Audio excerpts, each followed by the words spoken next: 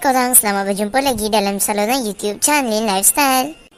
Hari ini kita akan belajar tentang persamaan linear dengan menggunakan kaedah penggantian. Terdapat dua persamaan, iaitu persamaan satu ialah 2A tambah 4S sama dengan 50, dengan persamaan dua adalah negatif 6A tambah 3S sama dengan 0. Daripada persamaan satu, kita kena cari salah satu nilai dia dulu, sama ada R ataupun S. Jadi 2R tambah 4S sama dengan 50. Saya pilih nilai R. Jadi 4S tu pindah sebelah. Kalau kita nak tulis 2R sama dengan 50 tolak 4S. Kemudian kalau nak R sahaja, kita kena bahagi 2. Kalau sini bahagi 2, sebelah dia pun bahagi 2. Jadi R sama dengan 25 tolak 2S. Dan dikenali sebagai persamaan 3.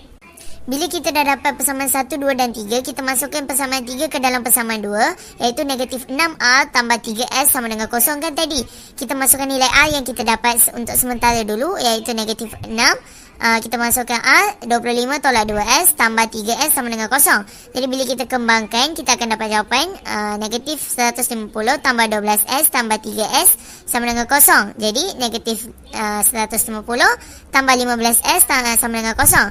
Jadi negatif 150 ni kita pindah sebelah dan kita akan dapat 15S sama dengan 150.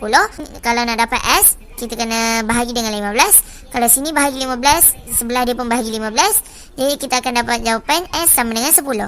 Kita dah dapat nilai S tadi kan, S sama dengan 10. Sekarang kita kena masukkan nilai S tu ke mana-mana sahaja persamaan. Bagi saya, persamaan 3 adalah lebih senang untuk dapatkan nilai R. Jadi saya pilih persamaan 3. Jadi R sama dengan 25 tolak 2S tadi. Kita masukkan nilai S sama dengan 10. Jadi R sama dengan 25 tolak 2 kurungan 10. And R sama dengan 25 tolak 20. Dan jawapan dia kita akan dapat R sama dengan 5. Jadi R sama dengan 5 dan S sama dengan 10. Mudahkah kaedah penggantian dalam persamaan linear? Saya harap video ni akan membantu korang semua. Bye, semoga bermanfaat.